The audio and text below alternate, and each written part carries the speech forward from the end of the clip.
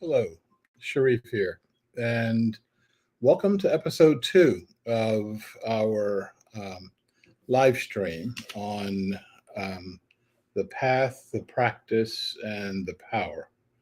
This is all leading up to our 14th of June event. It's going to be on Zoom, and I'll have more information about that for you later. And you've also hopefully seen some of the flyers and things like that. Today, we're going to be talking about economics, and we're going to be talking about the economics of happiness, the economics of misery, and the economics of money. We got half an hour, so that's plenty of time to go through all of the economic theories in the world and dissect all of them. That's called a joke because we don't have that kind of time. But we do have enough time for us to talk a little bit about our future, our where we are going in our future, our very immediate future, and the values that will get us through this. Okay, I want to share a few thoughts with you. And one of the things I want to talk about is an overview. And part of the overview is most of what I talk about is from my own experiences around the world, looking at people, interacting with them, and finding out what's actually going on, as opposed to what the media tells you is going on. And I am happy, blessed, sometimes tortured by having the ability to go around the world and see what's actually going on. If I start, I have some examples of economics for you. And as I'm thinking about them, I'm thinking about how my job, our job, is to get us prepared for what happens next. And most of us have no idea what has already happened. So therefore, we have no idea of what could possibly happen next. There's a story that was told to me as history, and there's been some revision of that, and I'm not sure when, where, and how. I'm not enough interested in French history to dissect it. But this is the story when Marie Antoinette, the Queen of France, was someone came to her and said, people are starving, they have no bread. And she said, well, let them eat cake. And she couldn't imagine a world where people didn't have bread or cake or croissants or pies available to them. Now, the reason I question whether or not that's a true, it's been questioned. I said that she never did that. She never said that. And the reason I question that is that people say that all the time. People say that right here, right now in our society. Why don't they just get a job? Said by people who hadn't been out looking in for jobs in a very, very long time. Why don't they just pull themselves up by their bootstraps? Well, if you don't have any boots on, you don't have any straps. All of those things are based on I got ahead. I survived. So it can't be that hard. Uh, I'm doing okay. So doing okay is the norm. And if you're below the norm, then you need to get your act together. Um, we haven't seen, many of us have not seen the collapse of an entire economy, the collapse of an entire political structure. When that happens, what happens to us, what happens to our humanity, and what happens to our mode of survival depends an awful lot about how you see the world. And how you see the world is based a lot on your economy. Now, these go in two different directions, so it's circular. How you see the world is based on the economy, but how you see the economy is based on how you see the world. And so this notion of the the world works for me.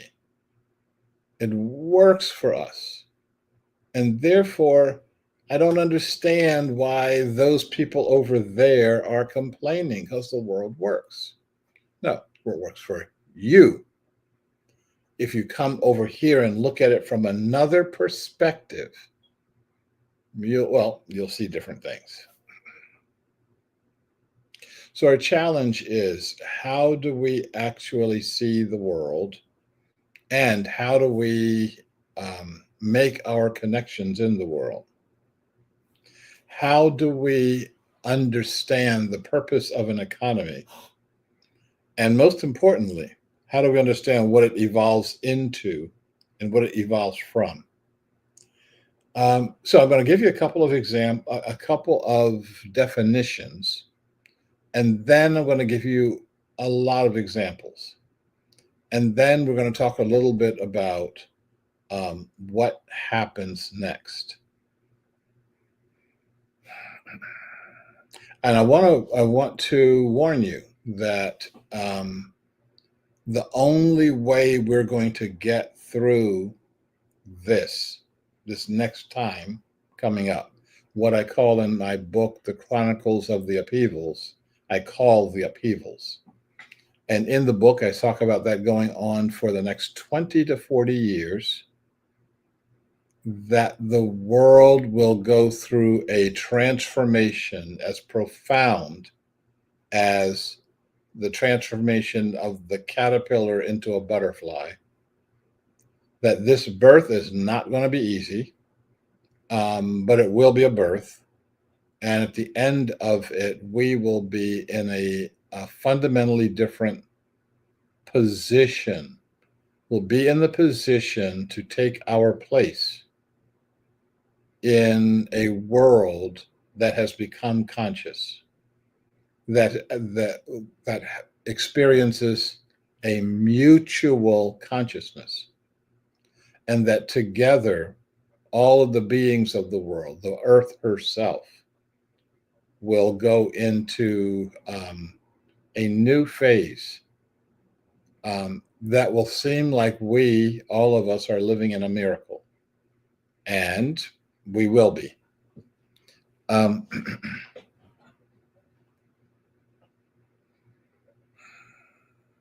So I want to talk about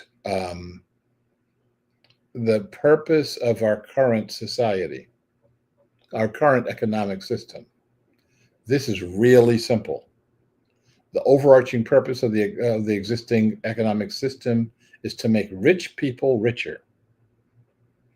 A guy by the name of Stafford Beer, said the purpose of a system is what it does. So you can say the purpose of our economic system is to help the farmer. Well, you look around and you see a bunch of farmers and they're not getting any help. And so that must not be the purpose of the system. You can say whatever you want to say, but you have to look at what the system actually does. And what the system does is it's like a tornado. because of the difference, simple difference in air temperature. The hot air goes one way, the cold air goes another way, and it starts to swirl. And it swirls faster and faster and faster. And it funnels materials up. And so, your car is sitting in your driveway, and in the next few seconds, it's sitting in a couple counties over. The tornadoes funnel things up, and so does our economic system. And it funnels things into the hands of ever richer people. The problem with that is that the people who are at the poor end of the spectrum suffer. And if you have a very egalitarian system, well, then the rich people at the top who recognize that they have enough will help the people at the poor, the poor people. And almost knocked over my peanuts. We don't live in that kind of system. We used to use government to funnel a few crumbs off the tables at the top down to the bottom, but that doesn't work anymore. If it ever did. And so our challenge is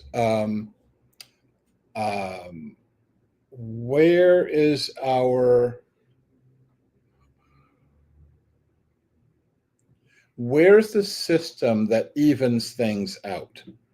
Because eventually tornadoes stop. I think that systems can have other purposes, and that's what we'll explore a little bit today. Our economic system is based on money. Money does two things. One thing it does really, really well, and the other thing it doesn't. Well, unfortunately, it does that really well too, and it shouldn't be done at all. So the thing it does really well is it's access a medium between goods and services on one side and needs and desires on the other side.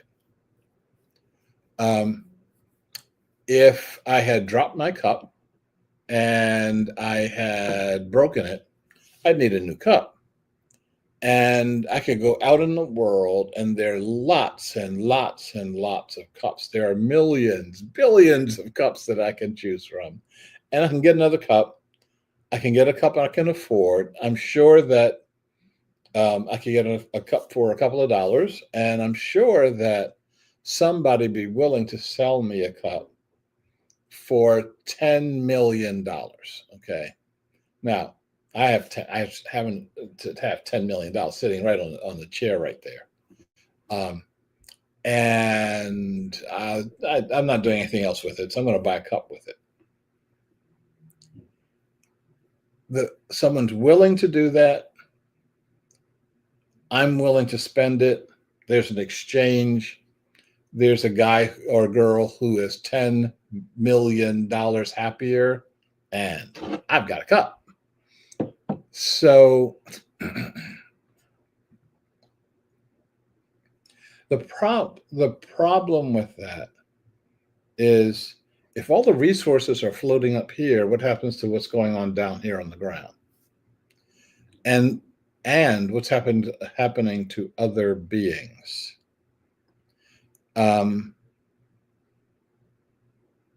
We see so there are other examples of other systems.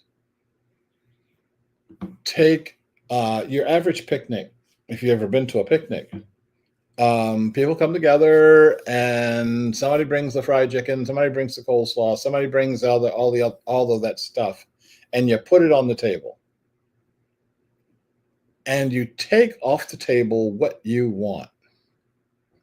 So you get a plate, and you put a couple of legs chicken on it, and you put some potato salad on it, and you put somebody brought the tofu macaroni and the vegan something or another, say everybody's happy here. And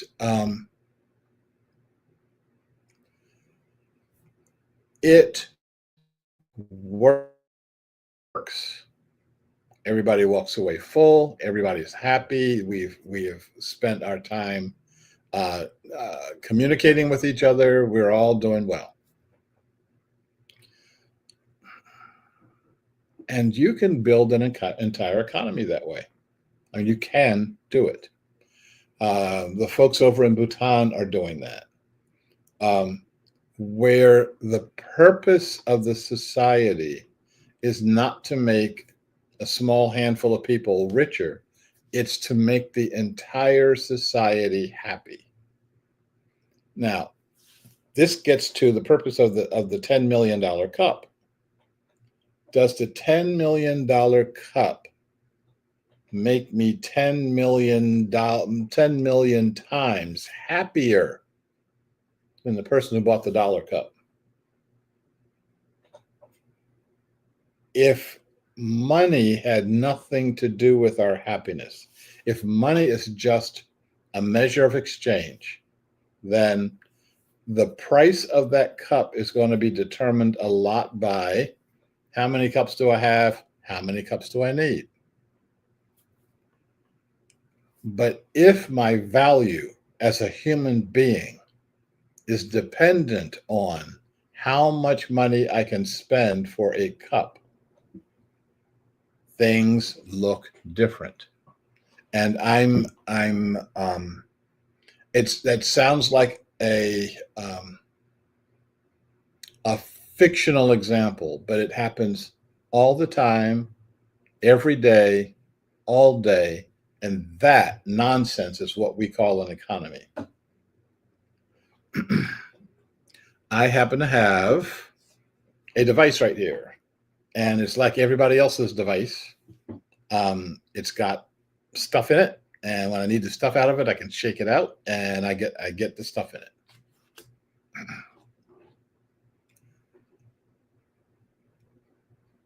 It works, and it works really, really well for me, and that's all that matters. I have a plastic case on it. Case works really well. But if I were really important, if I were really wealthy, if I were really a superior human being, I'd have a gold case on my phone. And that's distorting because I don't want a gold case. The only reason I would have a gold case on the phone is because I get more people look up to me. I get more personal attention. My ego gets further out there because I've got that. And so the challenge is, can I separate all of the emotional garbage that comes along with the economics, that funneling money higher and higher? Can I just simply let it go? So I'm going to tell you, so there's a couple of answers to that question. The answer is yes, I can. I have. I was on the funnel. I was on the funnel that funneled things up. Okay. In North Carolina, reasonably successful lawyer, successful law practice. I had the esteem of my colleagues. I had all the stuff, and there was something missing here. And as I started looking at something being missing here and talking to my colleagues about it, they said, don't look at that. Don't look in that direction. Just get more stuff. So I got some more stuff and had a bigger office, and it's like this isn't the path. It's definitely the path. You just haven't been on the path long enough. Um, get some more stuff. You got a nice house, buy another house. Okay. Yeah, nice car, get two or three nice cars, and surround yourself with noise so you never look at, is this here being fed? Is my heart being fed? We don't look at it, we don't encourage it. I looked at it. I said, this is not the path I should be on, and I got off that path. And I told my clients, I'm out of the business. I don't know where I'm going, but I'm not going down that path anymore. And folks went berserk. My lawyer colleagues were just said, I had this really powerful conversation with a very angry lawyer friend of mine who said, you can't leave. Not only shouldn't leave, you can't leave. And she said, you can't leave because I can't leave. And if I can't leave, you can't leave. I'm just as frustrated and sick and tired, heart sick and heart tired as you are. But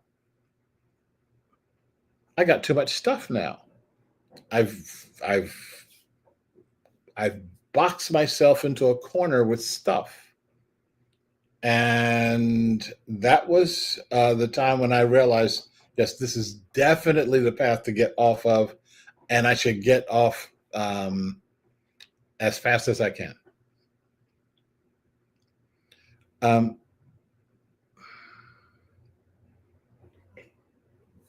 On this other path, there are three amounts of money. There is enough, and your enoughness is different from my enoughness. You have a window right now into my enoughness. I have a nice apartment. I've got a nice car sitting outside.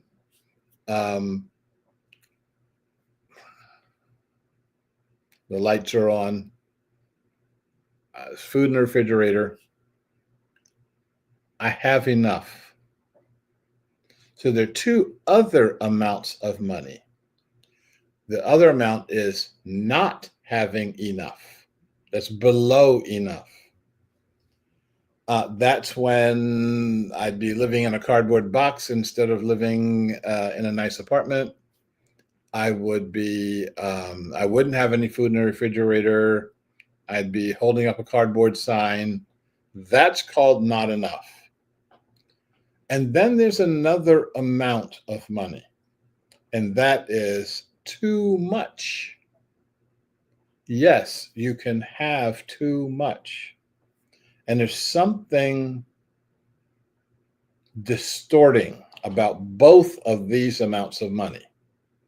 So having enough, whatever that enough means for you and your family, good. When you don't have enough, you make really bad decisions. And a lot of the bad decisions you make are morally and or legally wrong.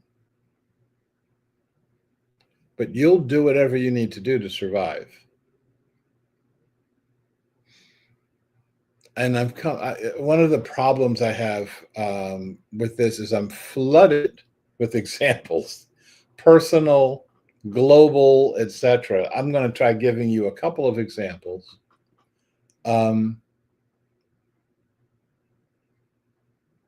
When I was growing up, and I grew up really, really poor. I grew up really poor in a poor city, Camden, New Jersey. And growing up really poor, when we were living in the projects, there were times when my mom didn't have enough money she had enough money for food, or she had enough money to pay her rent. She couldn't do both. Now, that's called not having enough. That's clearly not having enough. And whatever you do in this position, you make bad choices because you don't have the resources to make a good choice. So, for example, if she had enough money to feed her children, me being one of them, and she could pay the rent at the same time, but just said, I'm just going to blow off the rent. I'm going to have a party, and I want to go to Tahiti for the weekend, so I'll just let the rent slide for a couple of months. That's a personal choice, and that's a bad choice. But when you don't have enough money to make a good choice, whatever choice you make is a bad choice. So she would do something they used to call rent parties. And what a rent party was a party at your house that you charge people to come to, and you made the rent from the rent party.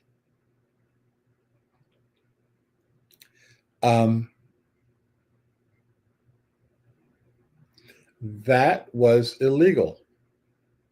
The housing authority in Camden, New Jersey would not allow you to do that.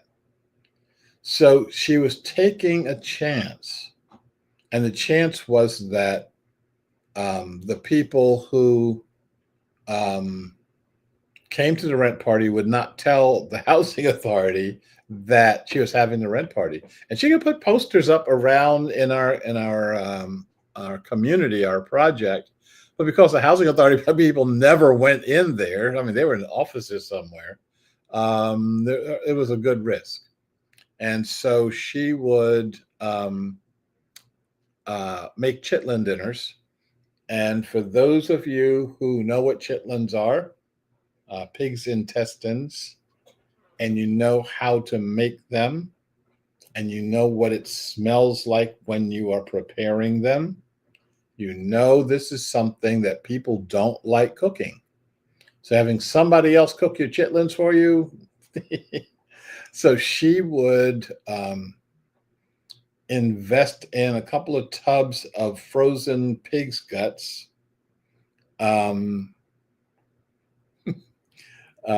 make some collard greens, black-eyed peas, some cornbread, charge $5 for that plate, and she'd make enough money in a weekend to pay the rent. Now, if she were middle class and white, you would call her an entrepreneur. Because she was not middle class, on welfare, and black, you call her a criminal.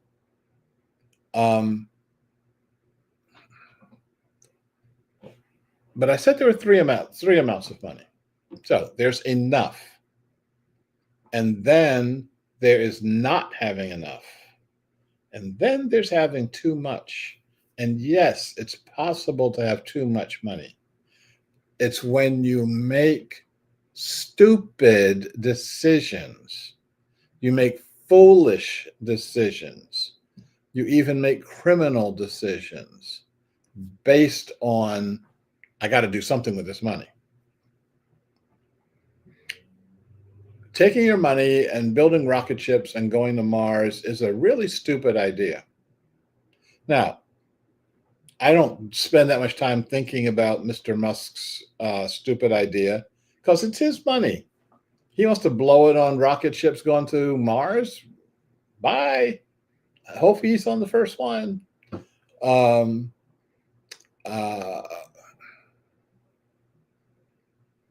But it's a stupid idea. We got a nice planet here. We're busy trashing. If you look at the illegal, dangerous, immoral things people do with money, it is simply a factor of having too much of it. The things that Um, and I have to be careful because as a lawyer, Mr. Diddy has not been convicted of anything yet. But it's very interesting evidence that's coming out in all of his trials. Um, and most of the things that he's been accused of is simply the problem of having too much money.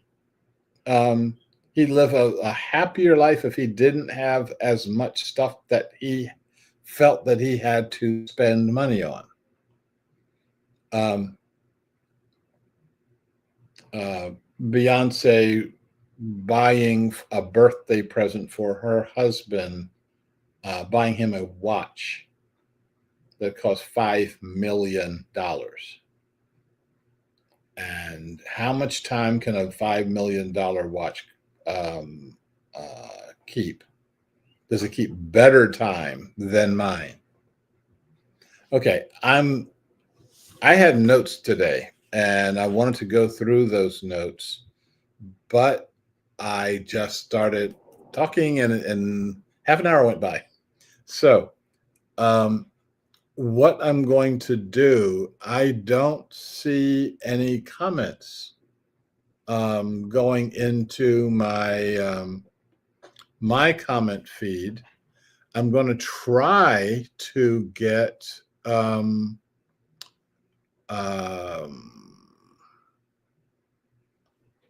in the other feeds, and I'm not seeing anything right now. And I'm going to try to refresh some of these pages here so that I can see if there are any comments coming in. Um,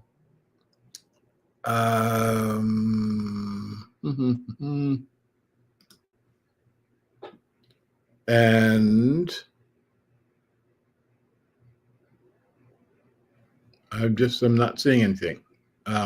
Now, that may be because there are no comments coming in. And it may be I'm not doing this right. And it may be I'm doing it right and I am, and the problem is StreamYard. So I am,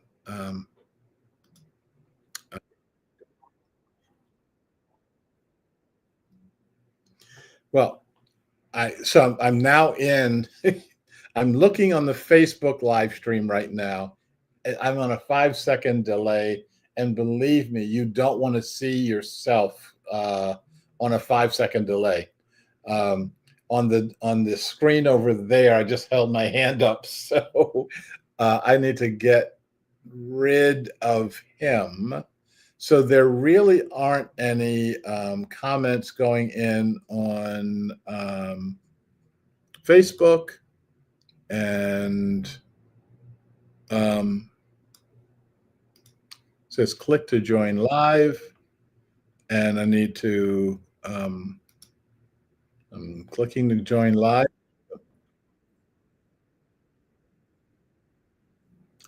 and so that one's got no comments. And then the next one is and in the best of worlds, um,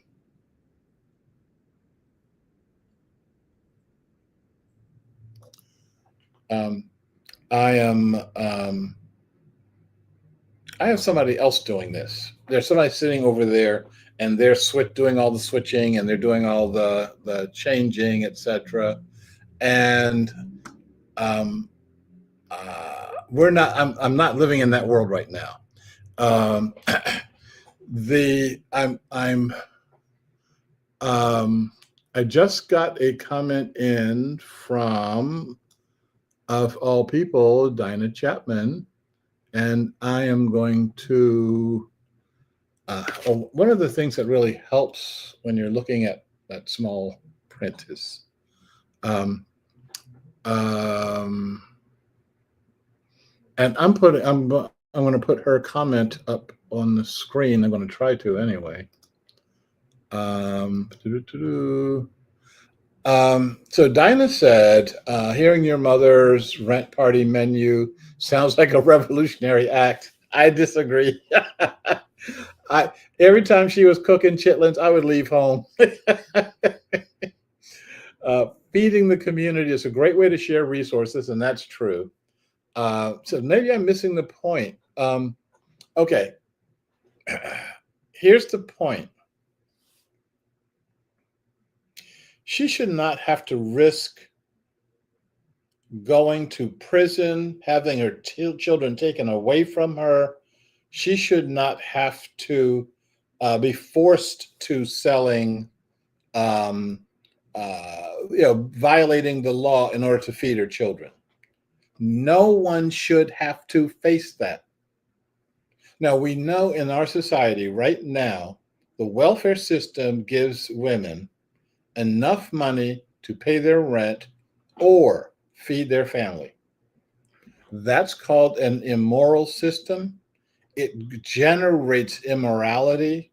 The amounts of money that they spend in the welfare system, policing the welfare system, could adequately fund the welfare system so that people wouldn't be forced to doing illegal things. That's the point. I'm going to give you some other vignettes here, um, of good economic systems and not so good economic systems. Um, I had friends who went over to the Orange Revolution in Kiev years ago. They were ousting somebody who got themselves ousted. And these people were out demonstrating in the middle of winter in the Ukraine, and that's a pretty serious winter. And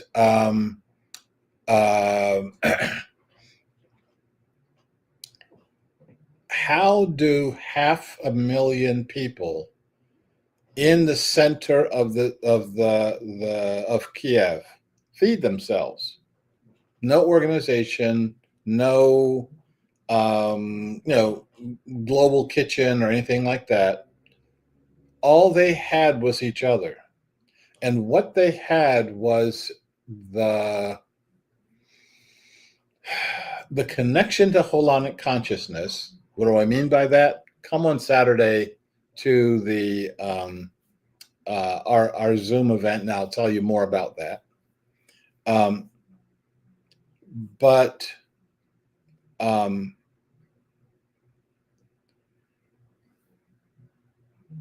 they got themselves fed because everybody did a small part.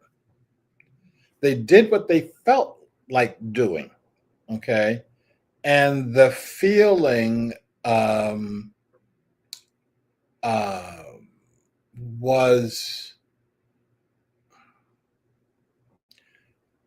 someone would feel like making 20 sandwiches. They get a couple of loaves of bread and they put some cheese or whatever you put into a sandwich in the Ukraine, and they just walk out in the crowd with the 20 sandwiches, and people who are hungry would take a sandwich and say thank you.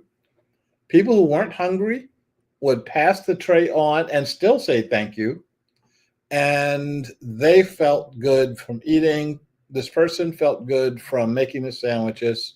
And a couple of days later, they would, make some more. Now, the interesting thing is, for 6 weeks, 500,000 people got fed and got fed regularly because they knew what to do from their heart, and each one could do a piece of it. No one had to come up with enough money to make all the sandwiches for everybody for 6 weeks. Now let me tell you the opposite of that. The opposite of that is what I saw with my own eyes when I was down in Buenos Aires, Argentina in 2001. Their economy had gone through the floor. The people who invited me to Argentina, paid my way to come to Argentina, were rich, and they were all rich because they had money in a foreign bank account. Didn't matter how much money. You could have had $100 in a foreign bank account, and in Buenos Aires in 2001, you were rich because all the Argentine money went straight into the toilet, and somebody hit flush.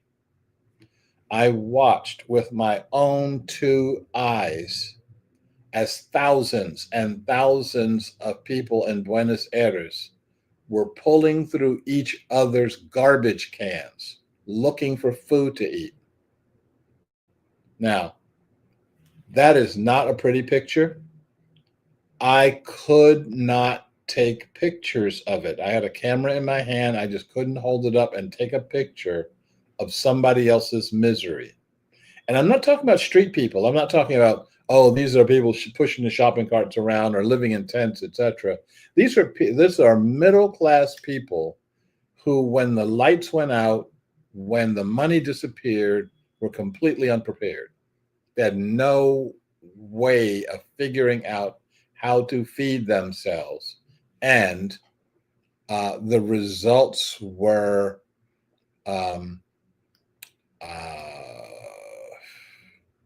catastrophic. And what I want to do is my goal has been to try to avoid that for us. And I keep going, hey, we've got time to figure out that we don't have to do this, okay? And everybody's like, oh yeah, sure. Sure, this is really interesting. Let me come back some other time. Yeah.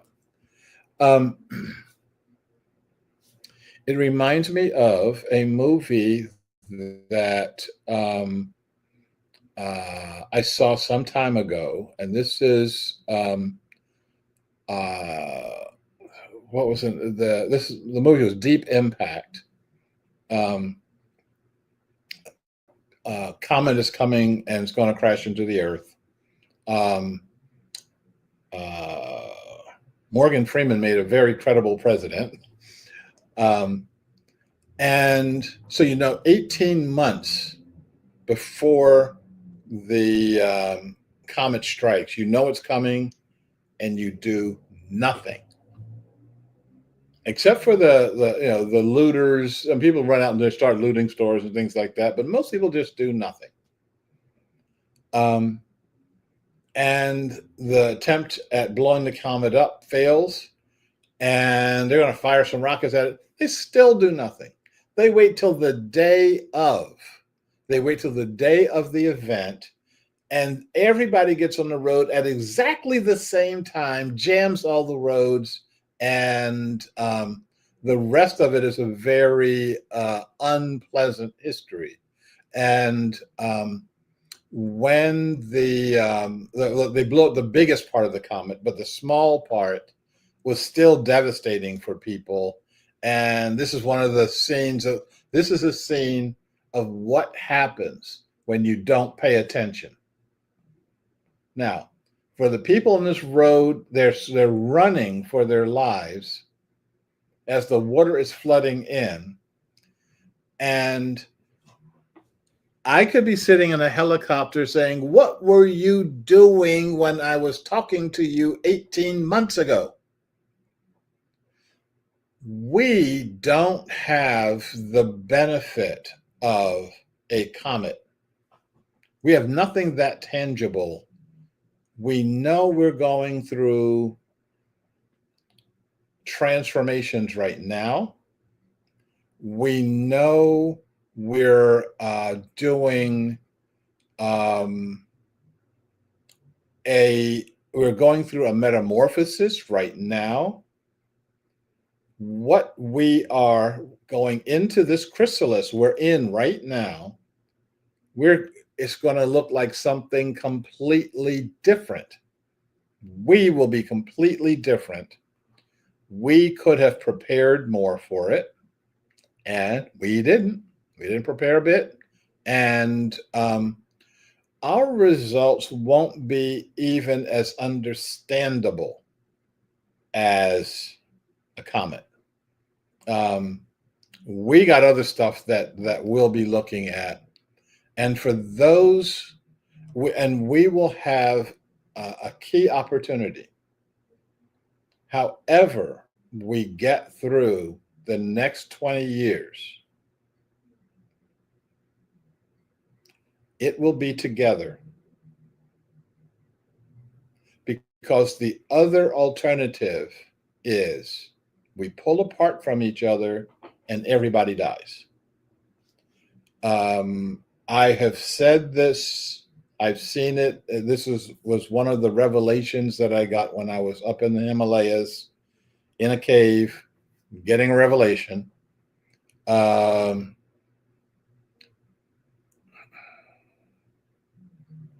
we make it through, we, humanity, makes it through to a whole new reality. But only half of us makes it.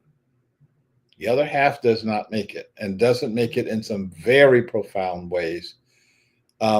Having 4 billion human beings die in the space of 20 years, it's going to be devastating for us. We could have avoided it. We chose to look at something different. What were the people in Deep Impact? What were they focusing on? What were they looking at? We know one of the answers was television. The other answer was the internet. They're scrolling their Facebook feed as opposed to trying to figure out where the high ground was, trying to figure out what they needed to take with them, trying to figure out how their world was supposed to work. And the results were, well, what you could see on the screen. And so Dinah says some chose not to see. Seeing is a choice. I have aligned with this choice my way. I encourage people to look at what are we facing, and how do we face this? How do we face this in such a way that we can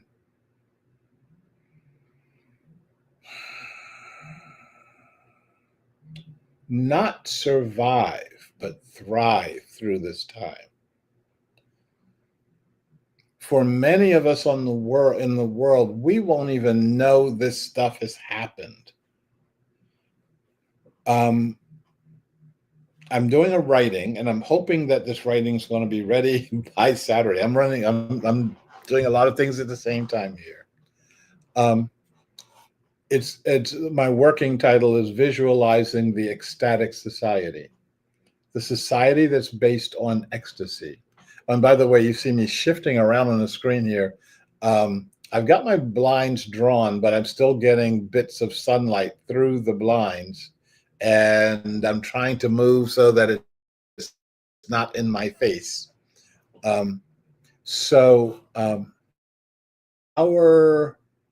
Our challenge of an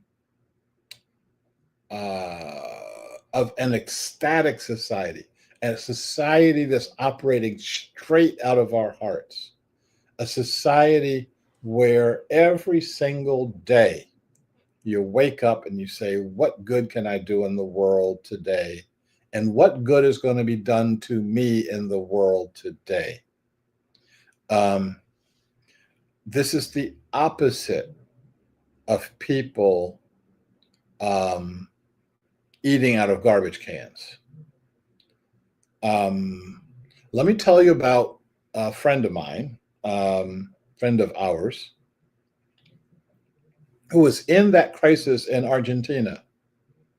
She happened to be one of the people who had money in a farm bank account, so she wasn't eating out of garbage cans. She happened to have a farm and had 3,000 acres of soybeans on the farm. Well, the market for everything, including soybeans, went straight down the toilet. And all of her financial advisors said, and you've heard this, if you can't sell at the market rates, you turn your crop under. And that means for us non-farmers, you actually bury the crop so that it fertilizes your soil, and you get some benefit out of having the fertilized soil. Okay, and so she said, why in the world would I turn under 3,000 acres of soybeans? And there are people in Buenos Aires who are literally starving and eating out of garbage cans. Now, that's a person who's thinking with their heart and their head, but they're being heart driven. So at her own expense, she harvested the soybeans, put them in trucks, and drove those trucks into Buenos Aires. And then discovered that nobody knows how to cook a soybean. Nobody. I hadn't even. The first time I ever saw a soybean was on her farm down in Argentina. I didn't know what they looked like. I don't know. I know all the stuff you can make with soybeans, but I've never encountered a soybean before. So, and that was true for just about everybody in Argentina. So, along with passing out these bushels and bushels of soybeans, she also had to print up these little booklets on how to prepare and eat soybeans. So she spent her money making this happen, and that is the example of the economics of a heart-driven society. Now, I'm not saying everybody in Buenos Aires is heart-driven, not hardly. Saw lots and lots of armed guards on the streets guarding people's houses. The policing system did not work anymore, and people had to protect themselves. So how do we do that? How do we open our hearts to do that? Can I tell you one way not to do that? Wait till the absolute last minute and try to see what happens. Okay, that is the default mechanism for most of us in this society. Let's see if we can avoid that. I would suggest that we come together, and we'd come together in a practice. If you notice my books, almost all of them have practicing in the either in the title or in it's the main part of the book. And when we get together this coming Saturday for our gathering, we will be looking at how do we actually practice a new society.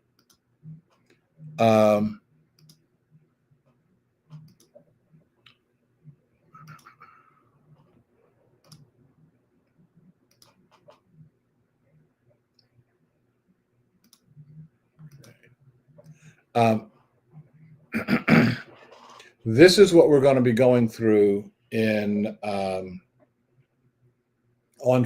Saturday.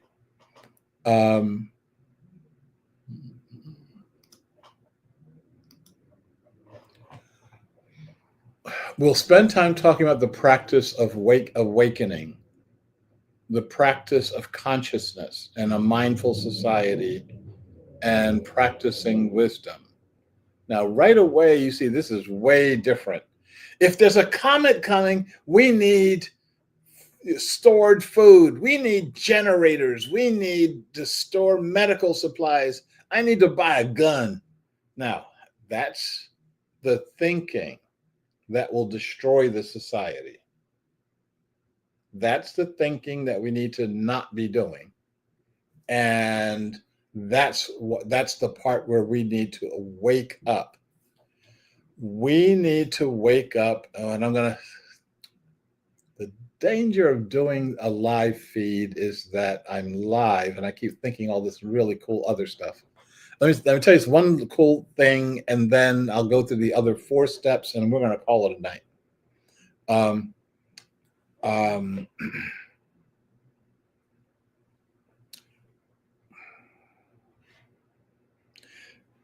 I'm friends with a guy who is the former mayor of Missoula, Montana, and this is the kind of thing that's embarrassing to be live on camera, and I can't remember his name.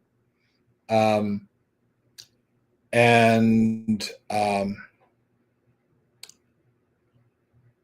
wrote a really interesting book called Community and the Politics of Place. And I think he wrote that book. And if there's somebody who grabs that title really quick and figures out his name, they'll let me know. I'm still looking in the other boxes, and I'm not seeing any other comments. I'm sticking with the comments I got right now. Anyway, so he said to me, I lived in eastern Montana, rural life, and he said, we relied on our neighbors for our survival. He said, we would not have survived rural Montana without our neighbors. And he said, we didn't like our neighbors. My mother thought they all drank too much, that their kids were too bad for us to play with. They cursed too much. We did not like them. But we also knew that our survival depended on them, and they knew their survival depended on us. Now, think about that. Think right now that you've got neighbors. I've got 3 people in this building and another 30 people in the building over there. And as far as I know, we all like each other. All of us in this building clearly like each other, and I say hello to all the ones in that building. But I don't need them for anything. I don't need them for one thing. There's nothing I need them for. Let's change that so that instead of relying on government, relying on people who have demonstrated their unreliability, relying on bureaucratic systems, we can rely on each other. Okay, I'm going to go faster now because I only got a couple minutes, and I'm going to go back to sharing what we'll be doing on Saturday. So we'll spend some time on the practice of how do we awaken our consciousness so that we recognize we need each other. We need the earth. We need these connections. The practice of surviving, instead of how do we huddle together in this rowboat, in this rescue boat, how can we dance through our problems? How can we open ourselves to looking at the world a completely different way? I have never, ever, ever had to grow food that I relied on for my sustenance. Never. When do I start? Hey, I'm only a million years old. I can start. Um, can we dance through the problems as opposed to saying, oh my God, we got a problem? It's like, oh my God, we've got an opportunity. We can generate our own electricity. I don't need nearly as much as is generated for me. We can pull this together. Can we face the 12 global challenges? And if you don't know what the 12 global challenges are, and most Americans don't, you'll find out on Saturday. And can we actually surf through the waves of change? We'll be looking at the practice of vision. What is the vision of the society we want to live in? And most importantly, what is the vision of the whole, of all of us together, not my little special group and getting rights for my little special group? But can we look at holonic relational governance? And that's a big mouthful. Can we practice abundant enoughness where nobody has the wherewithal to build the biggest yacht in the world just because he can do that, or go to Mars just so he can do that, and while there are people suffering here on this planet? Then finally, do we have the practice of inclusivity? Can we act like we are one humanity and one life on this planet?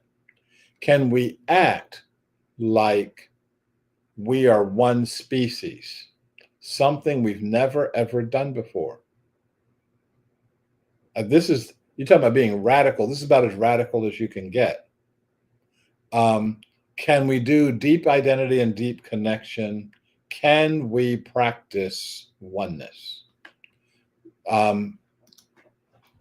I think the answer to all of those questions is yes. I'm looking forward to us connecting along these lines. If you got a flyer from me about today, you will, somewhere on that flyer, there should be a link for the Zoom connection to register for it. If you don't register for it, you won't be in it.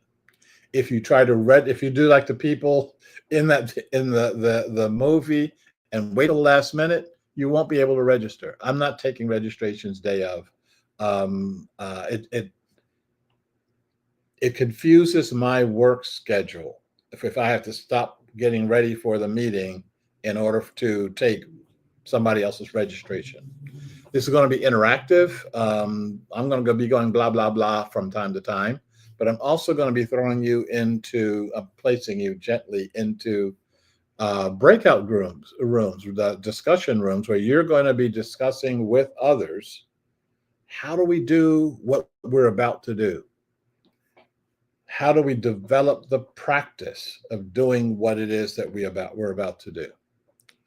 Okay, folks, been going at this for an hour and 3 minutes and 51 seconds, and I'm going to wrap this up right now.